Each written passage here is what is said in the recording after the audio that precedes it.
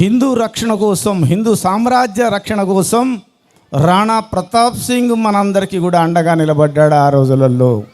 అదేవిధంగా హిందూ జాతిని మేలుకొల్పడానికి ఛత్రపతి మహారాజ్ శివాజీ మనకు నిలబడ్డాడు. అదే మాకు ఆదర్శం.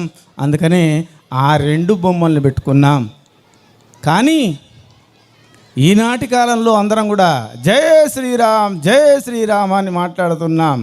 జై శ్రీరామ్ అంటే మన అందరినీ కూడా జై శ్రీరామ్ శ్రీరామ్ అంటున్నాడు, వాడు మనల్ని అరగోస పెడుతున్నాడు. ఒక హిందూ కాక మిగిలినటువంటి వాళ్ళందరూ కూడా మంచితనానికి ఒక హద్దు ఉంటుంది ఎవరికైనా కూడా.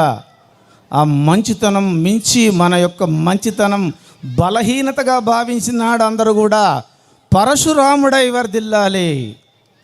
ఈ రోజున పరశురామ జయంతి, అంత గొప్ప రోజును వీళ్ళు మన యొక్క సీతారాంపూర్ బస్తీ వాళ్ళు ఈ రోజును ఎన్నుకున్నారు. మరి వాళ్ళందరికీ తెలుసో తెలియదు నాకు తెలియదు, కానీ అంత గొప్ప రోజు.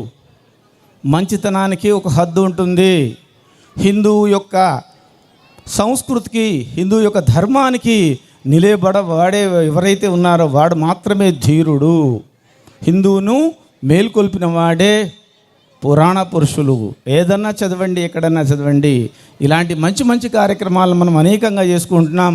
వీటన్నిటికంటే ముందుగా ఈ సీతారాం బస్తీలో ఉండేటువంటి ప్రతి కార్యకర్త కూడా నేను చేతులెత్తి మొక్కుతున్నాను. ఎంతో శ్రమపడ్డారు. వాళ్ళ శ్రమను చూస్తే ఆశ్చర్యపోవాలి. నేను ఒక అద్భుతమైనటువంటి బైక్ ర్యాలీ, నా భూతో నా భవిష్యత్తు నేనైతే చూడలేదు ఇంతవరకు.